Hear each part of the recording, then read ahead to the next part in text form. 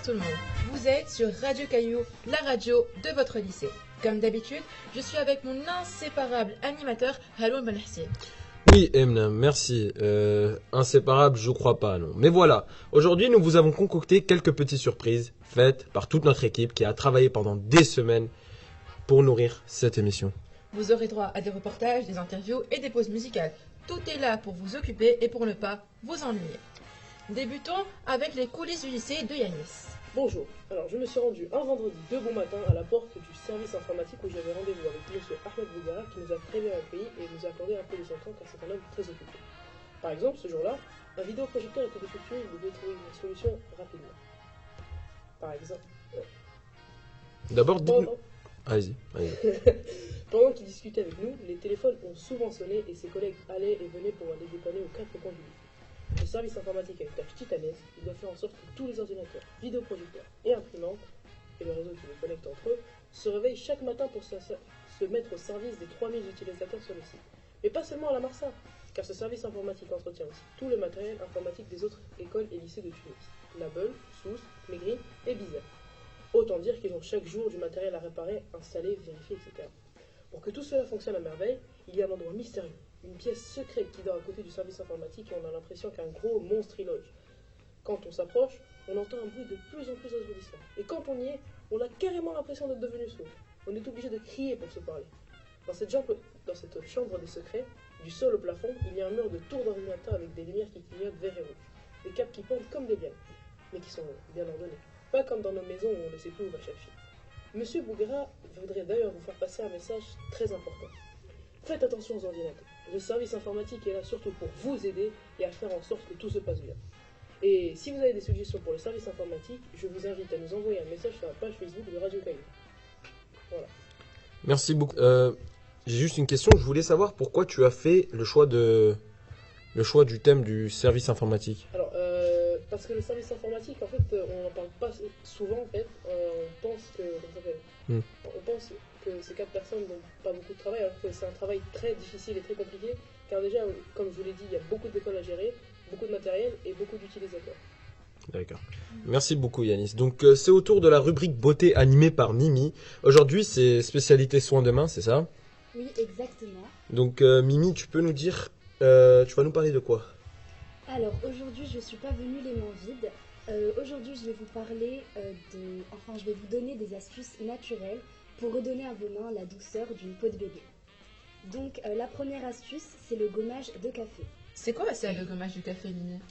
Ben justement, en fait c'est un gommage à base de café. Donc il vous faut prendre du café en poudre et vous frotter les mains avec pendant 1 ou 2 minutes, puis rincer soigneusement à l'eau. Si vous avez du citron, n'hésitez pas à frotter vos ongles avec, puisque ça va les blanchir, mais aussi les renforcer. Le citron, c'est l'ingrédient magique. La deuxième astuce, c'est le bain de vinaigre blanc. Pour ceci, il vous faut remplir un bol d'eau tiède, ajouter une cuillère à soupe de vinaigre blanc et tremper vos mains dedans pendant 5 minutes. Puis sécher délicatement. Ne vous inquiétez pas pour les odeurs, ça s'évapore très très vite. Et pour que ce soit très efficace, il faut répéter cette opération 6 jours de suite. La troisième astuce, c'est le bain salé, bain sucré. Ça, c'est pour ceux qui aiment le sucré salé, spécialement pour vous. Donc, comme son nom l'indique, il vous faut remplir 2 bols d'eau chaude. Attention à la température, il faut pouvoir quand même tremper les doigts dedans sans aucun problème. Dans le premier bol, vous mettrez une cuillère à soupe de sel et dans le second, une cuillère à soupe de sucre. Laissez tremper pendant 2 minutes dans chaque bol vos mains, puis rincez à l'eau.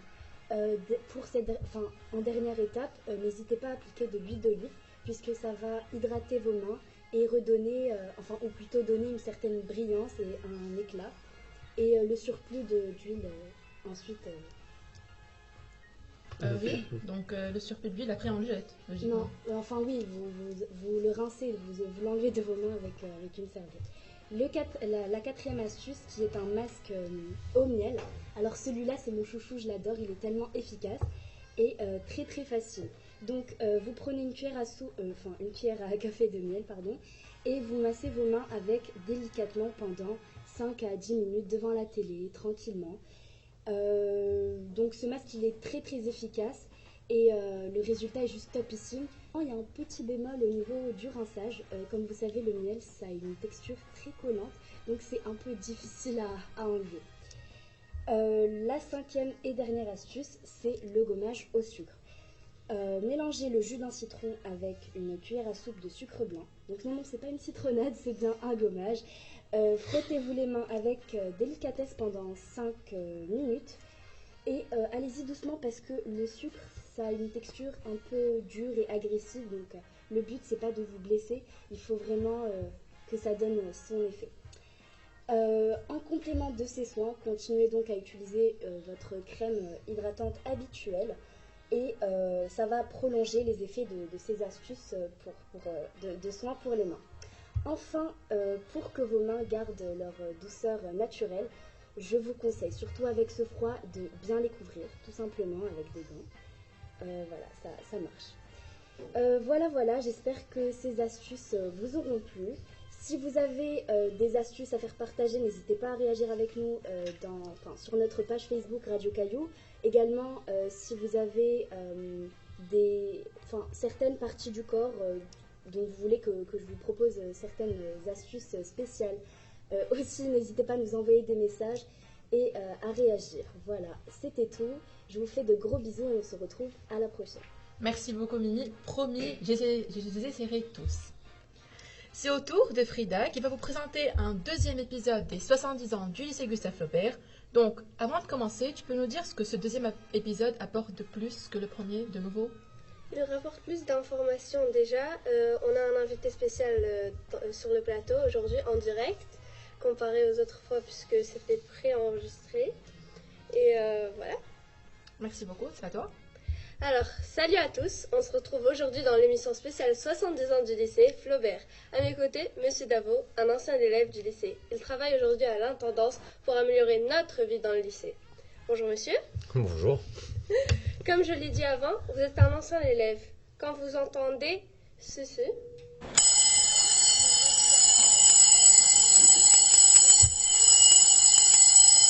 vous pensez à quoi? La sonnerie du dimanche soir qui annonçait une nouvelle semaine. J'ai été élève et interne. Ok, vous étiez interne. Comment se passait la vie à l'internat? C'était déjà différent parce qu'on était beaucoup plus nombreux. Le nombre d'élèves internes était beaucoup plus nombreux qu'aujourd'hui. Ah bon? Environ combien d'élèves? Ouf, nous étions presque 350 à un certain moment. Comparé à aujourd'hui, c'est beaucoup plus. D'accord. Vous étiez interne, vous passiez toute la semaine là-bas? Je passais toute la semaine parce qu'il y avait plusieurs régimes de sortie. Donc on passait toute la semaine au lycée.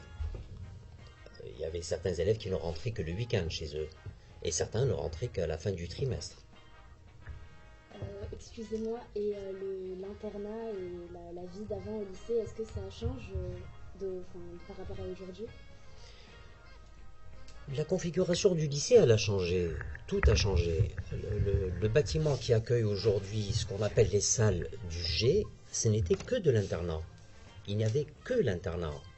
Et la restauration, bien sûr, au rez-de-chaussée. Les cours se concentraient sur le bâtiment S, qui vient d'être rénové, sur le bâtiment E, l'externat, et les plateaux sportifs. Bon, il faut dire aussi que le nombre d'élèves, en général, n'était pas le même qu'aujourd'hui. Aujourd'hui, on est presque à 3000. Oui, je voudrais juste savoir, vous étiez combien? À mon époque, Oui, dans l'école. on devait être 700. 700. Ah, aujourd'hui on est 2000 à peu Ouais, près. Oui, à peu près. entre le collège et le lycée, oui, absolument, 2300. D'accord. Pourquoi on l'appelle bâtiment G? Vous nous aviez raconté une petite histoire. Ben, certainement, pourquoi G? C'était le bâtiment I. Après, comme il y a eu l'intendance qui est venue se greffer, donc on a retiré le I pour garder que l'intendance.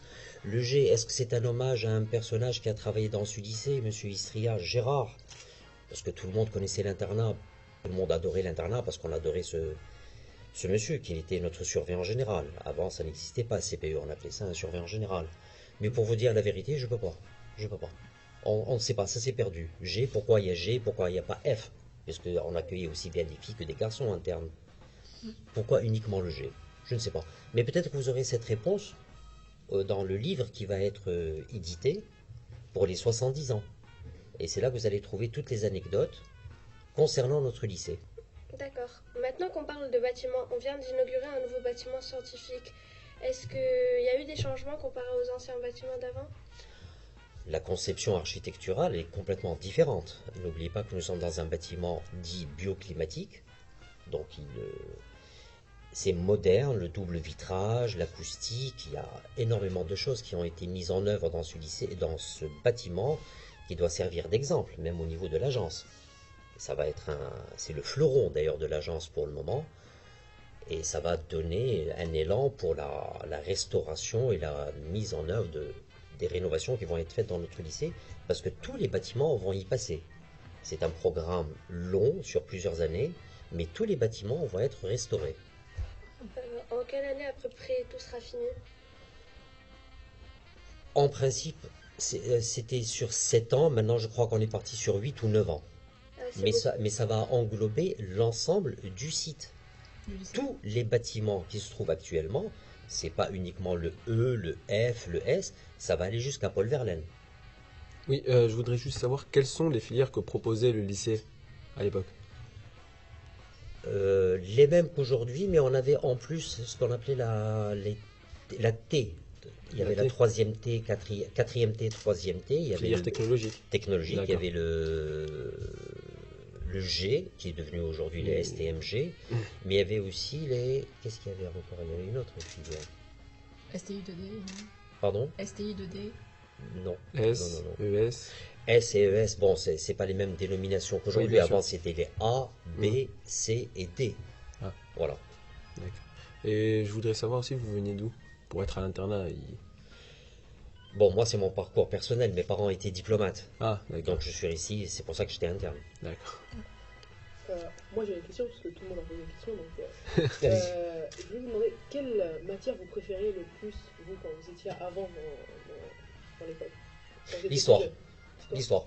Et pourquoi particulièrement? J'aime lire, j'aime l'histoire. Donc, l'histoire, la géographie, peut-être parce que j'avais des parents, enfin, mon père était diplomate. Donc ça m'a donné le goût du voyage, ça m'a donné le goût de découvrir d'autres pays, et bien sûr l'histoire du pays que je visitais, donc peut-être ça a une logique, peut-être. Suite à l'histoire, comme vous avez dit que vous aimez bien beaucoup de pays, quel pays vous aimeriez bien, aller Aimeriez-vous visiter, ouais. Un pays que je ne connais pas ou que je connais déjà? Non, que vous ne connaissez pas. Un pays de rêve, entre guillemets. Un pays de rêve? Oh, ce serait peut-être maintenant l'Asie. J'aimerais bien aller en... Je sais pas. On dit souvent que c'était mieux avant. Avez-vous des regrets concernant les changements dans ce lycée, puisqu'il y en a eu beaucoup? Non, je n'ai pas de regrets. Le lycée vit, les générations changent, les élèves changent, le programme scolaire change, le nombre d'élèves a changé. Donc, des regrets, oui, parce que le lycée était pour moi beaucoup plus intime, puisqu'on était beaucoup moins nombreux qu'aujourd'hui. Il y avait un esprit d'appartenance que je ne retrouve pas aujourd'hui chez les élèves. On était les élèves de ce lycée et on était fiers de l'être. Mais non, j'ai pas de regrets. Et c'est normal, ça évolue. De toute façon, c'est vous maintenant la nouvelle génération. Ah oui. Donc vous voulez dire que le lycée d'avant était beaucoup plus convivial que le lycée qu'on a maintenant? Et il faut l'avouer que oui. Entre les élèves? Oui. Oui. D'accord. Oui. Ça, c'est une certitude. C'était beaucoup plus convivial. Oui. Là, tout le monde est séparé en groupes, donc c'est la même chose. Vous êtes beaucoup plus nombreux. Vous êtes beaucoup plus... Vous venez d'horizons très différents. Donc c'est peut-être ça. Ça s'explique. Vous avez fait quelle filière? B, ce qui correspond aujourd'hui à ES. D'accord. Et c'était difficile Non. Merci beaucoup. Voilà, c'est déjà fini. On se retrouve dans notre prochaine émission avec beaucoup d'autres surprises. Merci à vous. Merci beaucoup Maya, merci beaucoup Frida, et merci pour votre présence Monsieur Davo. Donc on va procéder à une petite pause musicale.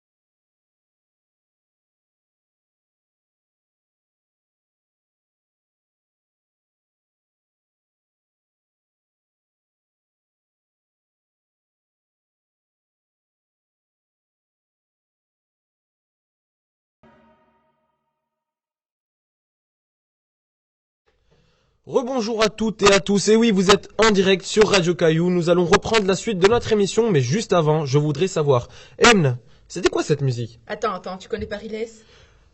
Ah oui, Riles qui sera là le 17 décembre au Carthage Thalasso. J'ai entendu dire qu'en 30 minutes, après l'ouverture des guichets, il n'y avait plus de tickets. C'est le rappeur français qui chante en anglais, et là, vous venez juste d'écouter une de ses chansons les plus célèbres, Brothers. Ah, ok. Donc maintenant, on reprend sur la rubrique sur les clubs du lycée, mais cette fois-ci, Baya vous a préparé spécialement pour vous un reportage sur l'option théâtre.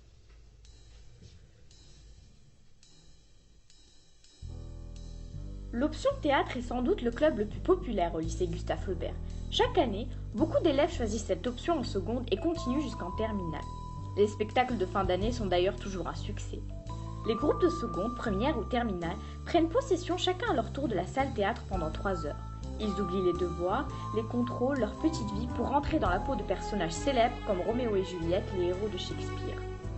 Ils s'échauffent avec des exercices de diction, d'improvisation ou de maîtrise de l'espace qui paraissent drôles, même ridicules, mais qui aident beaucoup les élèves à en apprendre sur eux-mêmes. Chacun commence le théâtre pour une raison différente, mais avec la même envie de jouer. Yasmine Dridi et Rania Karaouk expliquent pourquoi elles ont choisi l'option théâtre. En fait, depuis que je suis toute petite, j'adore le théâtre. J'adorais jouer le rôle principal, être sur la scène, me montrer. J'adorais le jeu des lumières, j'adorais juste les répliques et apprendre. Et c'est pas réciter, c'est être le personnage. Je joue pas un personnage, je le suis. Et c'est vraiment quelque chose d'extraordinaire parce que ça nous fait sortir des problèmes du quotidien et ça nous permet de nous extérioriser, de créer une personnalité outre que celle qu'on a actuellement. Alors j'avais du théâtre en primaire, en CM2 ça m'avait beaucoup plu. Et puis durant tout le collège, chaque année j'allais voir les représentations des lycéens, du coup ça m'a toujours tenté, tout le collège, je les ai toujours vus jouer sur scène et c'était assez incroyable, donc j'avais envie de faire partie de ça aussi. Madame Haj Saïd, une des professeurs de théâtre, témoigne de ce que l'option représente pour elle. Oui, ce que cela représente pour moi, l'option théâtre, c'est une approche totalement différente. C'est une découverte totale des élèves, tout ce qu'ils peuvent donner sur le plan artistique. Et donc c'est aussi un domaine où ils peuvent s'exprimer différemment que dans une salle de classe. J'ai vu beaucoup d'élèves se transformer, se métamorphoser dans l'option théâtre. Et pour un professeur, c'est quelque chose de très réjouissant. Monsieur Labia, un intervenant extérieur qui encadre les séances, explique sa méthode de travail. C'est ça, c'est sûrement donc le théâtre scolaire. Je peux dire même c'est l'image de marque d'un lycée. Lorsque je vois la motivation des élèves, l'envie de jouer et avoir le plaisir d'être sur le plateau, ça me donne vraiment moi aussi le courage d'aller jusqu'au bout dans leur travail sur le plan de la création. Au lycée Flaubert, il y a 6 groupes de théâtre. Chaque année, on a plus d'élèves et ça fait plaisir. Ça prouve que le théâtre il a une très grande importance. Le théâtre n'est pas le 6e art pour rien. Sa pratique demande une grande concentration, une certaine sensibilité, une présence, une posture et d'autres qualités qui s'acquièrent au fil des séances. Monsieur Labia parle des apports du théâtre. La vie d'un acteur, c'est pas une vie d'une autre personne. L'acteur, il est très très sensible. Il a une sensibilité à ce qui se passe autour de lui, dans sa vie. Il voit les choses autrement, il observe, il est très profond, il réagit. Ça lui apporte une bonne vision pour la vie. Il éveille la conscience. Le théâtre éveille la conscience. Rania, Yasmine et Hedi ont remarqué ces changements grâce au théâtre. Est-ce que ça m'a aidé moi personnellement? Tu vois? Je dirais que déjà ça fait en sorte qu'on lit les pièces de théâtre un peu différemment. Généralement, quand on les lisait, on voyait juste le texte en soi. Et maintenant, quand on lit une pièce de théâtre, on s'imagine nous en train de la jouer, on s'imagine une mise en scène précise. Donc oui, ça rend un petit peu les textes théâtraux un peu plus concrets, je dirais, dans mon esprit. En effet, j'ai changé. Tout d'abord sur le plan physique, puisque en effet je parle plus avec des gestes, ce qui donne une épaisseur concrète à mes propos. Et également sur un psychique, si on peut dire que ça comme ça, parce que je pense d'une autre manière en fait. À chaque fois, d'habitude je penserais selon ma manière, mais là je pense selon tous les angles, selon chaque personne comment elle pense, tu vois. Oui, avec une ouverture d'esprit plus grande que celle que j'avais avant. Déjà, moi, j'avais fait théâtre parce que dans un premier temps, je voulais avoir plus confiance en moi, pouvoir parler face à un public sans être stressé. Mais c'est vrai, ça marche. Au début, j'aimais pas beaucoup ça et j'ai pas vraiment aimé ça, mais je vais pas mentir, ça m'a apporté des choses. Maintenant, j'arrive plus facilement à m'exprimer devant des gens. Ces changements ne passent pas inaperçus chez les professeurs. Madame Haj Saïd partage son expérience. J'ai vu beaucoup d'élèves se transformer, se métamorphoser dans l'option théâtre. Et pour un professeur, c'est quelque chose de très réjouissant. J'ai vu des élèves très timides qui ne prenaient pas la parole facilement, mais qui s'épanouissaient et qui se révélaient à eux-mêmes au théâtre. Nous avons donc hâte de voir ce que nous réservent les groupes de cette année. Nous espérons aussi que ces traditions de l'option théâtre, de la superbe ambiance des séances, du week-end de répétition à Hammamet et de la semaine des représentations vont continuer.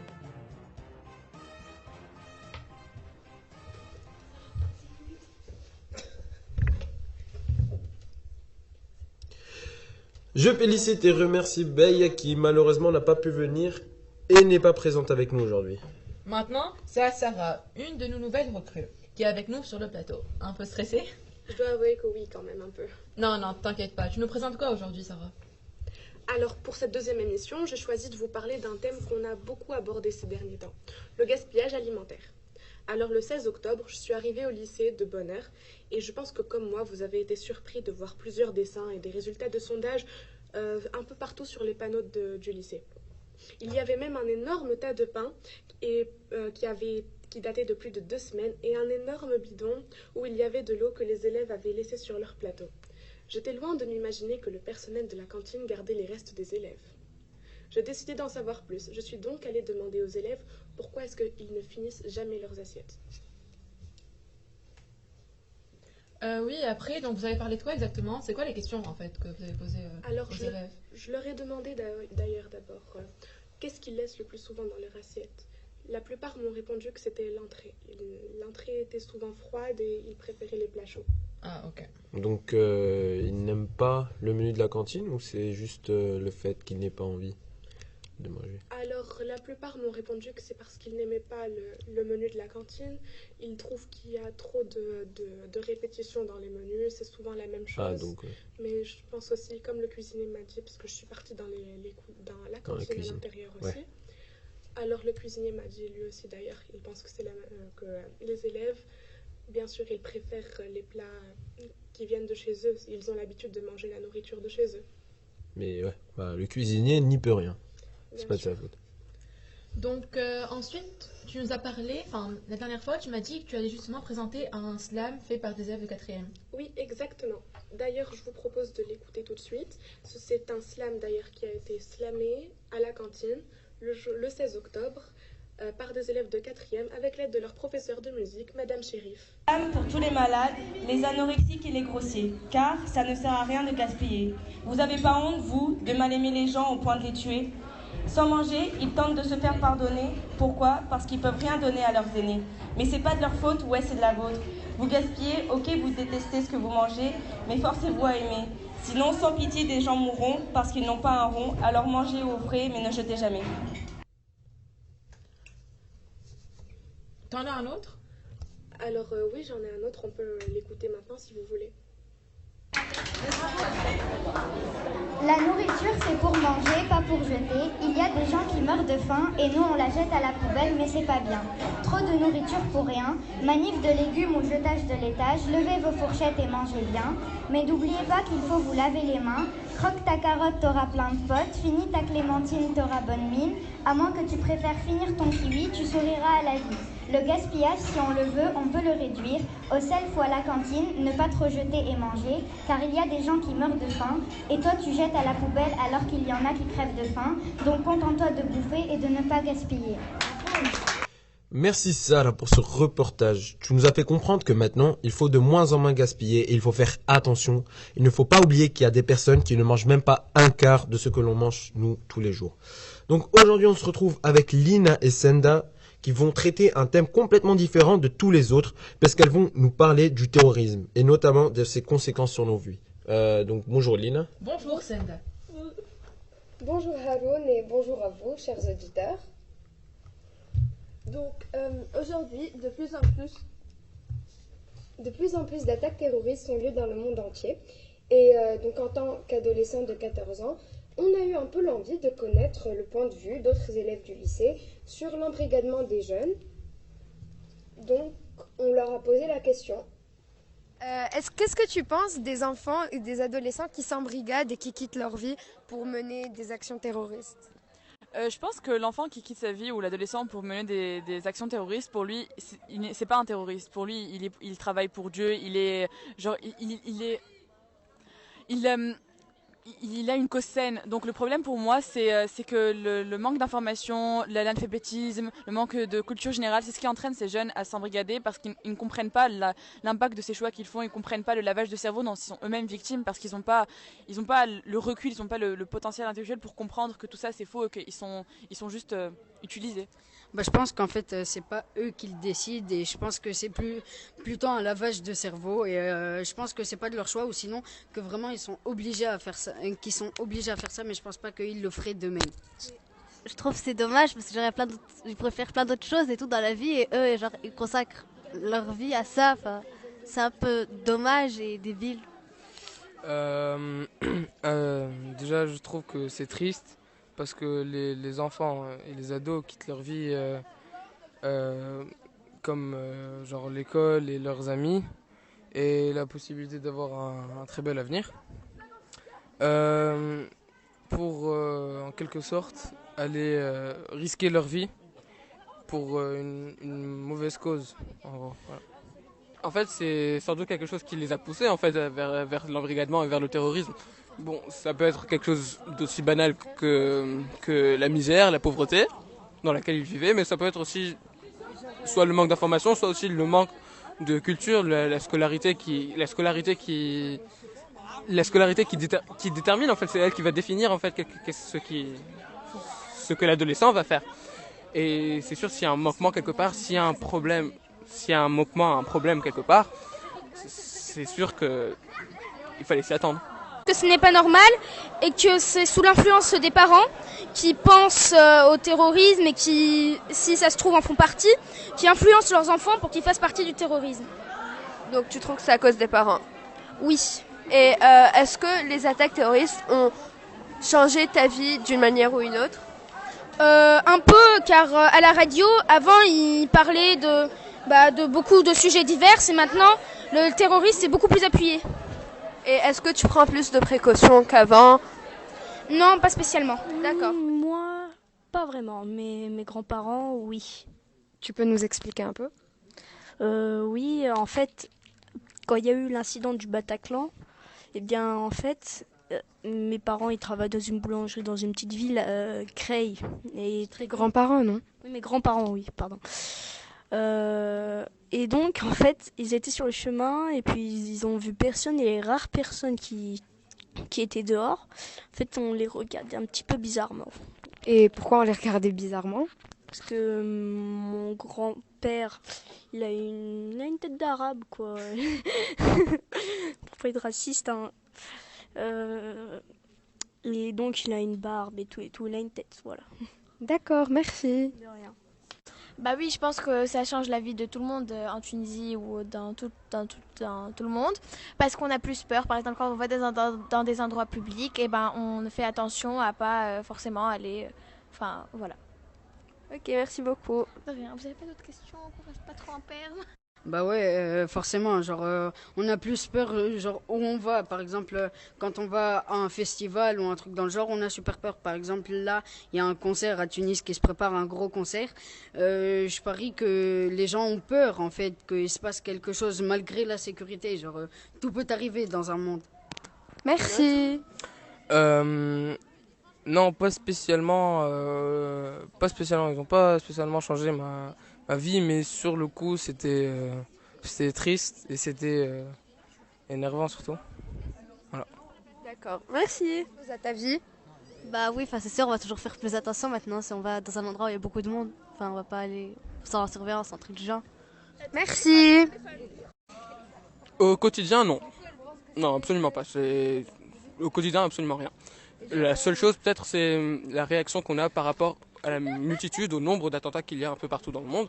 Maintenant un attentat en France, en Europe, en Somalie, en Afrique, partout dans le monde, on n'est plus aussi touché, on n'est plus aussi indigné qu'on l'était au tout début. Donc à force, je pense que le nombre d'attentats qui est arrivé, le nombre d'actes terroristes qui est arrivé, fait que ça devient quelque chose de banal et quelque chose de courant en fait dans la vie de tous les jours. D'accord. Merci beaucoup.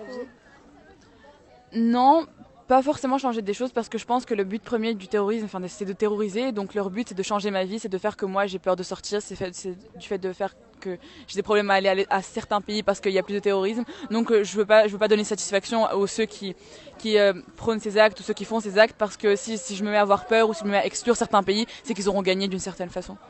Merci. On veut préciser qu'on a essayé de faire varier les âges des élèves qu'on a interviewés, comme vous l'avez sûrement remarqué, donc pour avoir des réponses assez différentes en fonction des âges. Donc en gros, beaucoup d'élèves pensent qu'il y a un profil type de l'enfant ou de l'ado embrigadé. Pour eux, cet enfant est forcément naïf, il est influençable, il vit dans la misère et il manque de culture, d'éducation et même d'information. Donc pour vérifier ça, on s'est intéressé à Donia Bouzar, une Française d'origine algérienne qui s'est énormément impliquée donc, dans le sujet de l'embrigadement des jeunes et plus précisément des jeunes filles. Elle a écrit plusieurs livres sur ce sujet, comme par exemple « Ma meilleure amie s'est faite embrigader » et « Comment sortir de l'emprise djihadiste ».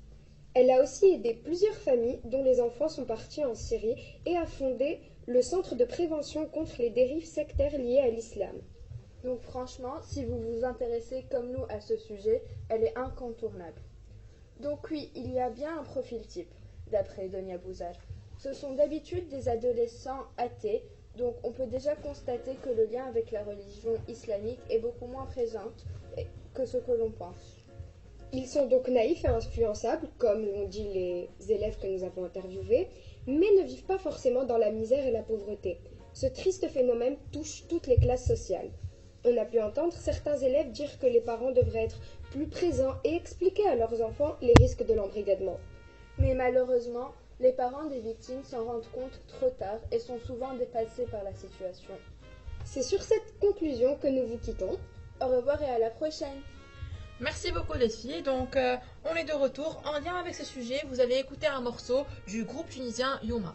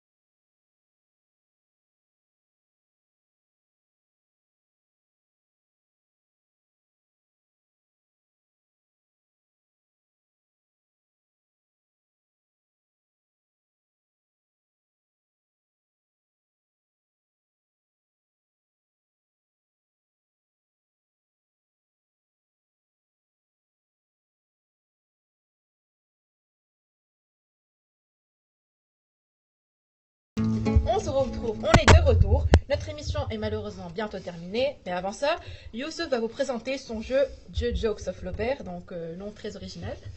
Bonjour, je suis heureux de vous présenter le premier Jokes de Flaubert qui est inspiré des Jokes de papa. Aujourd'hui, ils vont s'affronter à ma droite, Yanis Bouchouka, vous êtes en classe de 3e. Comment vous sentez-vous aujourd'hui? Bien. Ok. Et à ma gauche, Marouane, vous êtes également en classe de 3e. Est-ce que vous êtes en forme? Bonjour Youssef, alors oui, je vais très bien. Ok. Merci. Je rappelle les règles pour nos auditeurs. J'ai devant moi un saladier rempli de 8 blagues que les joueurs normalement ne connaissent pas. Chacun à leur tour, ils vont tirer une des blagues, la lire à l'équipe adverse. L'équipe qui rit perd un point. Je vais tirer au sort avec cette pièce que vous ne voyez pas, l'équipe qui va commencer. C'est donc Yanis qui commence. Je tiens à préciser d'abord que c'est pas nos blagues.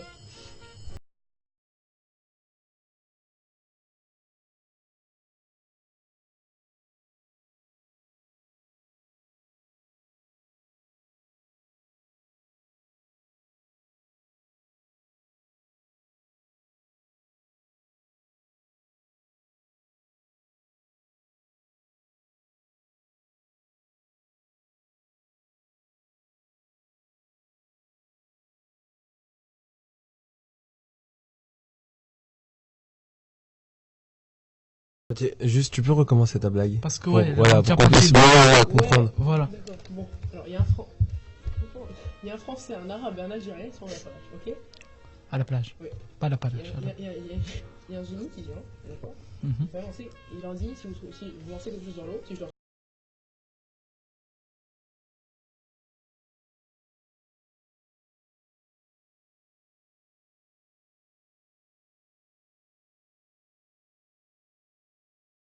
Ok? D'accord. Oui, entre parenthèses, je tiens à préciser que Emna est totalement mort de rire, donc il y a déjà quelqu'un qui est réceptif à vos blagues. C'est déjà bien. Ouais, donc je te laisse terminer, vas-y. Ouais, du coup, le génie il trouve le grain de sable, donc il meurt, l'américain. Il lance un bout de tissu dans l'eau. D'accord. Quand on met Oui, j'ai compris, c'est bon, vas-y. invisible. Donc, le génie le trouve en moins de 30 secondes. Et voilà. Excusez-moi, mais t'as fait la blague à lui, qui n'a pas rigolé, mais tout le reste du studio a rigolé, c'est déjà bien. Honnêtement, on n'a rien compris. Je vais faire ma blague quand même. Du coup, après, le Tunisien, il va lancer quelque chose dans l'eau. Donc le génie, il cherche. Il cherche. Et donc il lui demande, qu'est-ce que t'as lancé? Un Doliprane. Ok, tu peux rigoler, vas-y. J'arrive pas. Ah bah c'est dommage parce que Emna rigole bien à la blague. Emna pleure de rire. Vas-y. D'accord. Bah à ton tour, vas-y. Alors, allez, maintenant c'est le tour de Marguerite qui reprend le jeu. On est bien d'accord, l'arbitre, qu'il n'y a aucun point. Pour l'instant, ouais. 0-0. 0-0 Si toujours. Em l'a joué, elle aurait eu. Oui. Ok, je commence. Deux ouvriers vont travailler sur la tour. Soudain, ils s'aperçoivent qu'ils ont oublié leur maître. À quelle hauteur sont-ils? Ils sont à 200 mètres. Yes. Ok. 1-0 pour ouais, moi. ça c'est drôle. Bon, vas-y, je prends ta blague.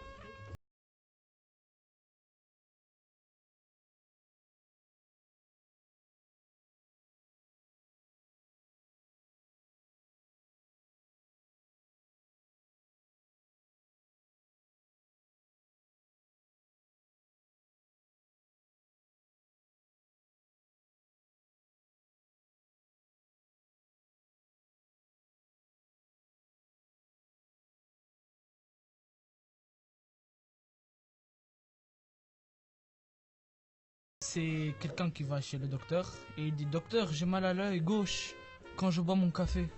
Le docteur lui répond: essaye d'enlever la cuillère de la tasse.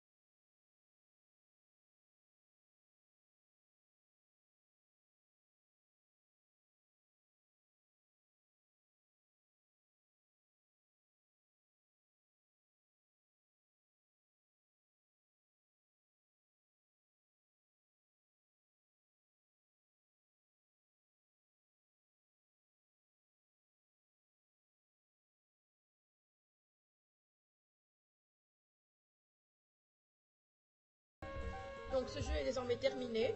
Notre émission est malheureusement aussi déjà terminée. Donc elle a été animée en direct par Haroun et moi.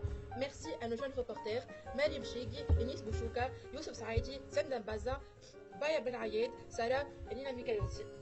Et nous tenons, excusez-moi, à remercier également Monsieur Zarouk, Madame Gasnier et Madame qui travaille à IFM, qui est avec nous sur le plateau. Et voilà. Et enfin, merci à vous, élèves du lycée Gustave Flaubert, qui Voilà, avez pris le je temps l'avais de pas nous vu. écouter. N'oubliez pas de vous abonner sur notre page Facebook où vous pouvez écouter tous nos podcasts. Au revoir et à la prochaine sur Radio